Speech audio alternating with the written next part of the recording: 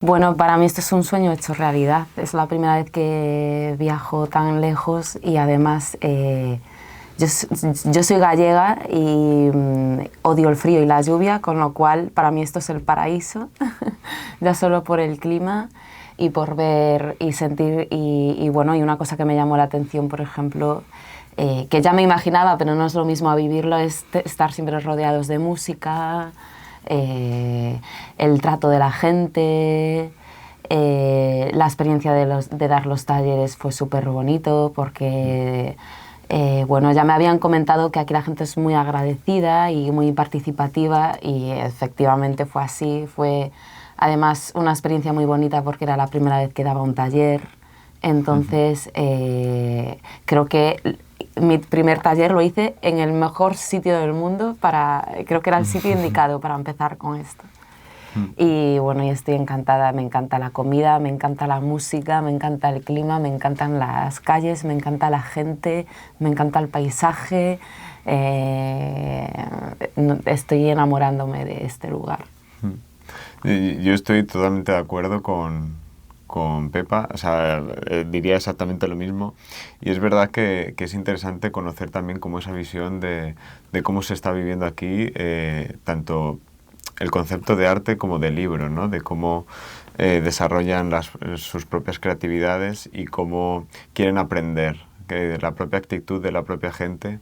Creo que es importante de que viniendo de otro país tienen también esa misma iniciativa de preguntarte de cómo pueden hacerlo y cómo llevarse algo de eso que nosotros estamos haciendo allí y cómo lo que están haciendo aquí mejorarlo, ¿no? De alguna manera. Creo que eso es como muy interesante. Y si además, pues eso, si el clima y todo acompaña, bueno, está siendo una experiencia fantástica, la verdad. Sí, muy guay.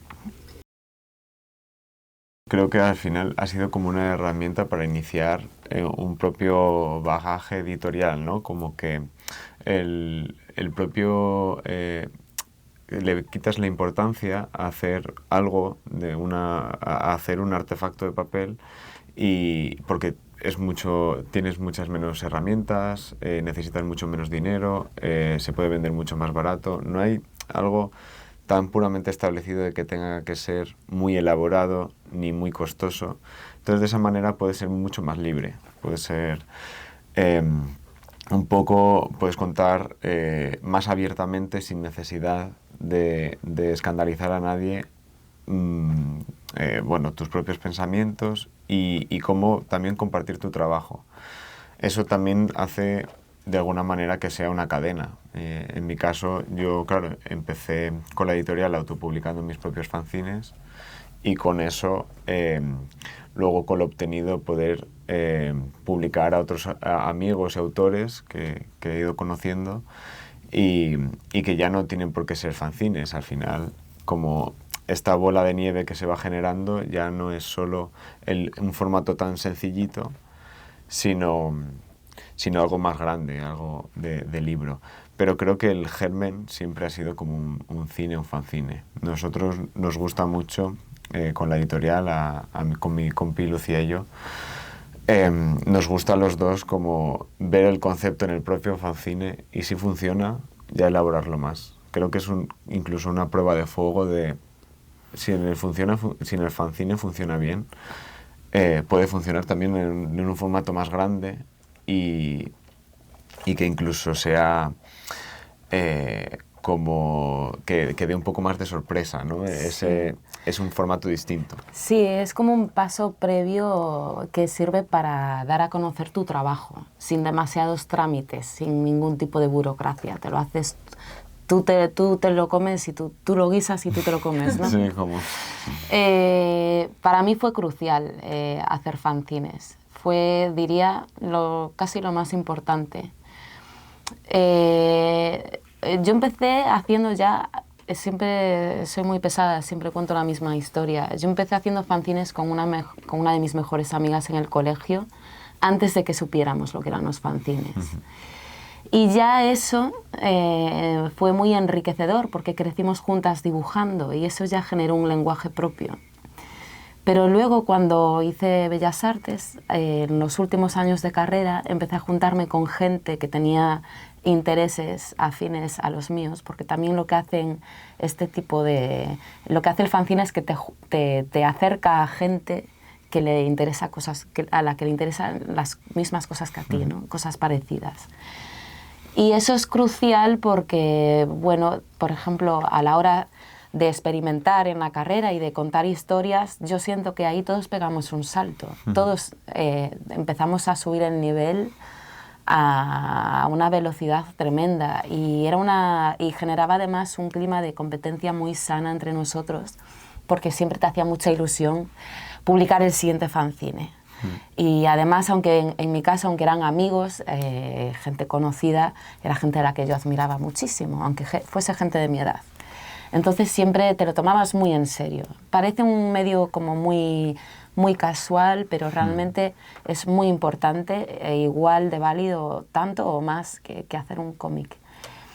Luego las posibilidades del fanzine además son infinitas, porque siempre que hablamos de cines pensamos en el típico fanzine así como en el típico cine como de grapa impreso en blanco y negro, y por supuesto eso es lo más fácil y ya te da una libertad tremenda, pero hay fanzines que son casi libros de artista, o sea que realmente las posibilidades que te ofrece el medio son infinitas. Entonces a la hora de aprender y experimentar en este mundillo es quizás lo más, es el medio más adecuado. Además que es interesante que como no necesitas una gran empresa por detrás que a lo mejor te financie eso, lo haces tú mismo y puedes hacer muchos. Y es incluso adictivo, tanto como autor, hacer más y tener como distintos hechos para poder compartir o vender, y luego comprar de compañeros, ¿no? De decir, oye, pues has sacado uno nuevo, pues lo quiero también. Además es más económico y puedes comprarle todos de alguna manera al precio que podías comprar un libro, y tanto tú como él va a ganar más, tú vas a tener más. Y es como muy interesante eso. Sí, ves muchísimas opciones, muchísimas posibilidades y aprendes todo constantemente. Y además sirve como punto de encuentro, que esto es muy importante también, para conocer a la gente. Porque parece que ahora con internet está todo hecho y no. El tú a tú sigue siendo muy importante. Ponerle la cara a la gente y hablar con la gente es fundamental. Entonces, y esto es un poco lo que genera esa escena. Incluso ayer hablaba también Álvaro de que vienen muchos editores a estas ferias de fanzines, pero yo decía también que también salen muchos editores, como es el caso de Álvaro, de estas ferias de fanzines. O sea que es todo positivo.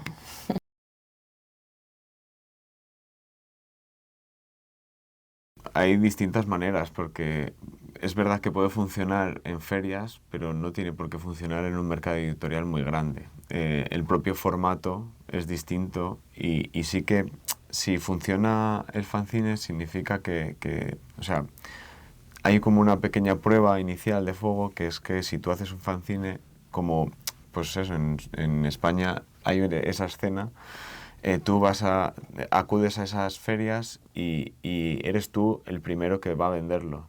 Entonces tú mismo de primera mano ves si es interesante, si no, qué reacciones tiene la gente, si les interesa el tema, si el formato les gusta, o hay gente también muy abierta que te dice, oye, ¿por qué esto no lo has hecho con otra tapa, o por qué no lo has desarrollado de una manera más sencilla, más compleja? Y todo eso que recopilas ya vas ganando información de cómo puedes mejorarlo. Y si además ves que se vende muy bien, puede ser un proyecto que mismamente, de la misma manera que has hecho el fanzine, puedes compartírselo al editor y decirle, oye, que está funcionando además muy bien, y si luego te lo quieres autopublicar o compartir, puedes desarrollarlo. Nosotros hay varios fanzines que ya no solo de otros autores que nos han dado, sino nuestros, hemos desarrollado más grande. Al principio yo mismo hice un fanzine de 25 ejemplares, muy chiquitín, experimentando con el papel negro impreso con tinta negra. Funcionó muy bien, a la gente le gustó, y ya eso me llevó como a desarrollarlo más grande, en formato libro, y ahí también ves si funciona o no ese cambio. También hay que ser consciente que no todo vale para el mismo público. En ferias puede funcionar, lo que decía, pero otra cosa es tenerlo en un libro, en una librería, que tú ya no estás ahí para venderlo. Entonces ahí es el punto en el que si quieres dar ese salto tienes que hacer quizás ciertos cambios. Pero bueno, eso vas como aprendiendo con el tiempo, pero es importante ver si el propio concepto, la propia idea, funciona como algo tan sencillo, y si funciona en sencillo, oye, pues ¿por qué no seguir, no? Sucede también que hay cómics que funcionan como cómic y dicen, bueno, pues ¿por qué no animarlo? ¿No? O cómo dar un paso más allá. Y eso sí es interesante, ¿no? Tanto como autores como editores, cómo podemos dar un paso más allá. Y volviendo a la escena de fanzines, si está funcionando para varios autores, ¿por qué no ir más allá y que más autores? Porque eso también es un germen, que al final si a mí me va bien, pues un amigo dirá, joder, pues yo también quiero hacerlo. Y Sí. al final...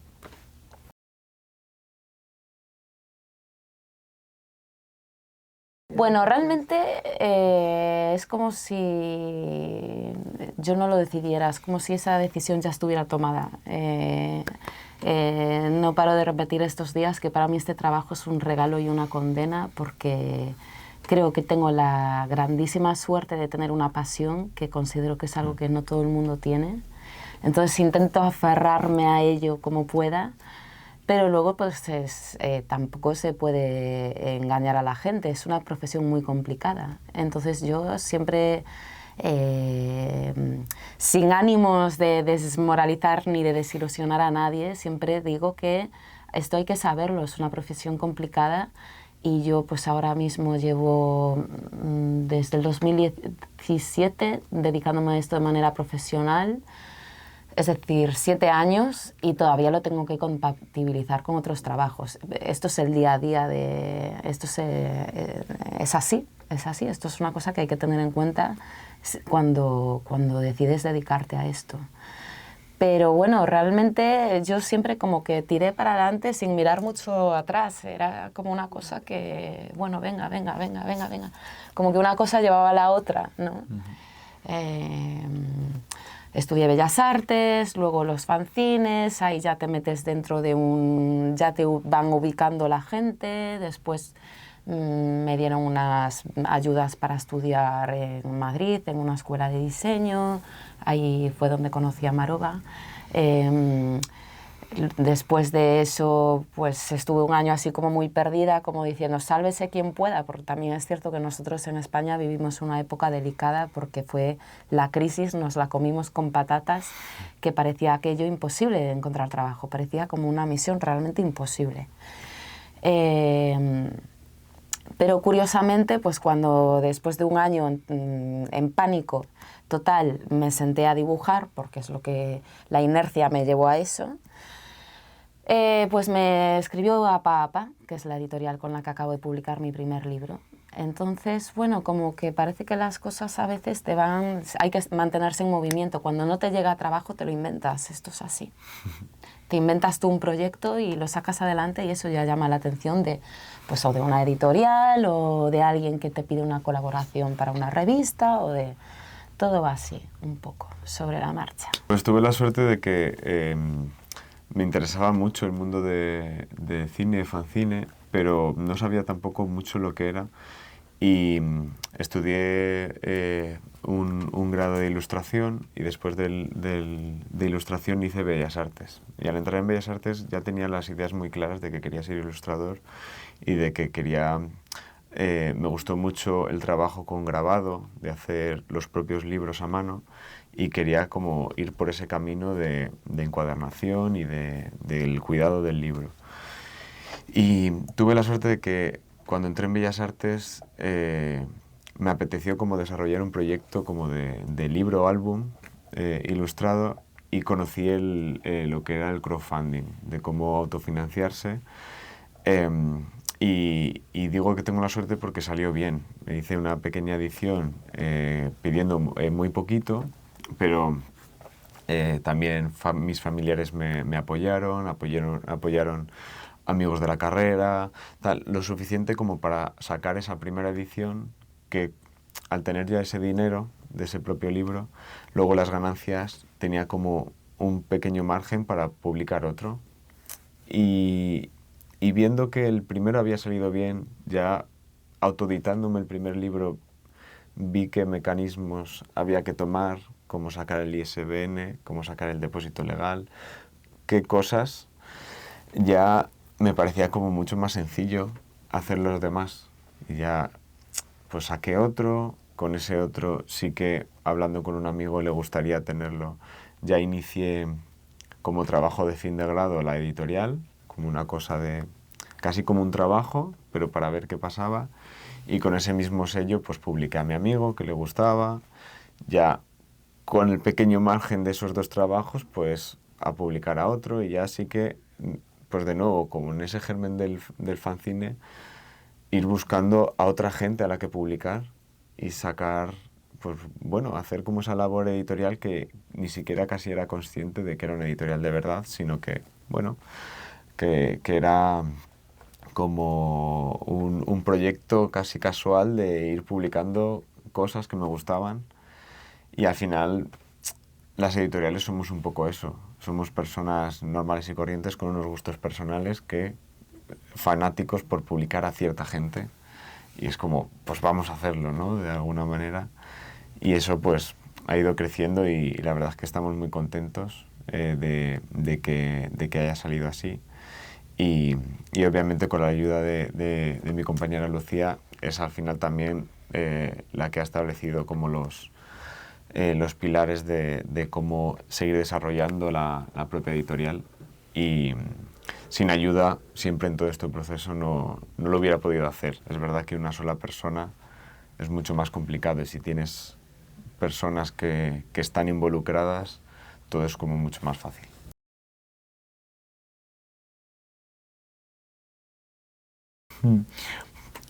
A nosotros personalmente nos gustan mucho historias y trabajos que hablen de una manera personal, que casi muevan la empatía y que tú conectes con ese trabajo, que no solo te guste lo que estás viendo, sino que te sientas conectado con él. Y luego obviamente hay un tema que englobándolo, o sea, enlazándolo un poco de nuevo con el fanzine, eh, ver esos autores que se desarrollan de manera adecuada, que saben cómo lo hacen y que saben cómo preparar el trabajo, eso es siempre un plus, porque trabajos de personas que a lo mejor son un poco aleatorios y que no han sabido cómo a lo mejor incluso hacer un fanzine, ya te da pistas de que quizás también trabajar con esa persona va a ser un poco más complicada. Entonces, viendo esos procesos iniciales de cómo ellos mismos preparan su trabajo, ya te atrae. Y si su trabajo ya impreso te atrae, ¿por qué no seguir desarrollando eso ya con ellos en el camino? Ya no intentando ayudarles a que el trabajo pues vaya más, que su trabajo que a lo mejor podía ser un fanzine que lo publican y lo mueven, como eso dar pues ese paso más allá, ¿no? Y creo que sobre todo eso, que conecten contigo y que se vea esa resolución de que puede funcionar, ¿no? De alguna manera. Luego el estilo es como ya muy complejo, ¿no? Es una cosa de casi personal, de que te guste o no te guste. A nosotros pues, nos gusta un estilo, a otros editores les gustará otro, no tiene por qué marcar nada el estilo. Al final, pues eso, la historia creo que es lo más importante.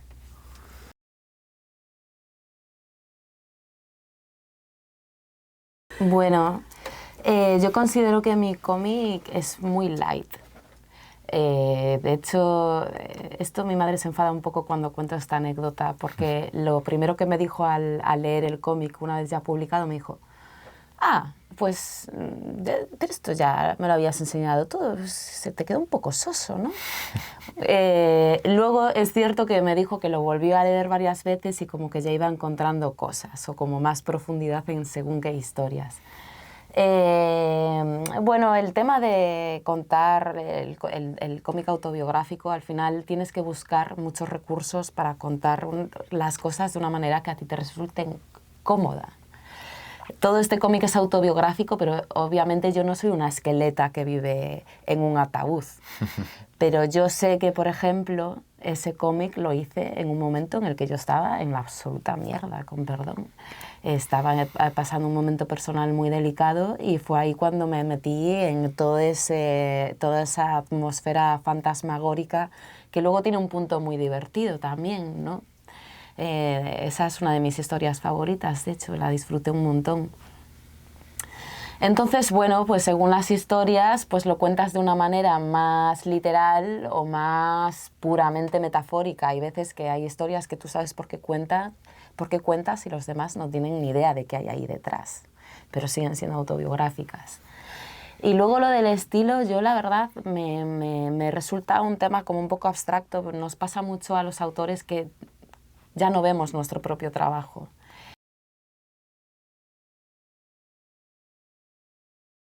Yo personalmente veo a mucha gente con mucho interés. Me sorprendió porque sí sabía que aquí había menos escena, pero sí que me sorprendió en el taller, por ejemplo, que la gente, muchos ya conocían las referencias que yo traía, o sea que realmente lo que he visto es que lo que me da la sensación es que falta quizás que la gente se junte para hacer cosas, porque eso es un poco lo que planta la semilla para todo lo demás. Ayer, por ejemplo, hablábamos en una charla conjunta mucho de la importancia del fanzine, por ejemplo, que puede parecer un medio como más casual, bueno, de los cines, perdón. Sí, bueno. Y parece un medio más casual, pero es súper importante, porque eso hace que la gente se junte para hacer cosas y ahí es cuando empieza todo. Además, sí que yo estoy viendo que también es interesante ver cómo hay una visión general de lo que es el libro, una visión como un poco incluso anticuada de esa sensación de bueno, que es un libro de lectura, pero que en cuanto te sales de los márgenes, el público general le cuesta mucho. En España sucede también, hay como, pero Sí, sin también. querer, como esa contracultura que sí Sí. que allí se está dando, Claro, se está porque desarrollando, ¿no? Y ahí sí que hay un germen de que ya es más popular poder hacer un cine, un fanzine, con mucha más libertad y que se comparte, que se venda. Hay como ya un mercado paralelo. Sí. Y aquí es justo lo que falta porque, como dice Pepa, sí que hay interés, hay referencias y conocen. O sea, hay muchos que conocen y eso también me sorprendió viniendo de una cosa que parece tan tradicional y sin embargo en los talleres se ha visto que hay gente que sabe lo que es un cine, un fanzine, un fotocine, pero no sabía que podía venderlo quizás, o que podía compartirlo, o que podía... No pensaba que podía ser una herramienta para desarrollar su trabajo y ahora viendo en los propios talleres como que tienen ganas de hacer esa escena, ¿no? Sí. Sí, bueno, es cierto que también la gente que se apuntó al taller era gente muy concreta que viene un poco de estudiar arte, ¿no? Entonces sí conocían, en este caso, muchas de las referencias, pero por ejemplo ayer me llamó la atención en el pabellón de la feria que vino un chico, estaba hojeando mi cómic y me dice, pero aquí no hay letras. Y le dije, sí, es cierto, es un cómic que tiene muy poco texto. Y no le entraba en la cabeza, decía, pero entonces, si no hay texto, no es una historia. Y yo le decía, sí, sí es una historia, lo que pasa es que a mí me interesa, cuando hago cómic, indagar en el lenguaje del cómic, que para mí debería ser puramente visual. Pues igual que el lenguaje, cada medio tiene un lenguaje propio, ¿no? El cine tiene su propio lenguaje, la animación, el cómic y el cómic, para mí el cómic puro, pero bueno, aquí ya podríamos entrar en debates con más gente, ¿no? Porque hay cómics que son super cómics y tienen muchísimo texto, pero para mí lo interesante del cómic es que sea un lenguaje puramente visual. Y esto, por ejemplo, ayer me costaba explicárselo a este chico. Pero bueno, es cierto que esto también te puede ocurrir en España. Hay gente que tiene, pues conoce menos referencias, se quedó más en lo clásico y de repente estas cosas como que les descuadran. Ayer sentíamos en la feria que la gente se acercaba un poco con miedo a nuestro puesto, como diciendo, esto es un terreno desconocido, me voy para allá. Eso pasa a veces, que la gente se asusta un poco.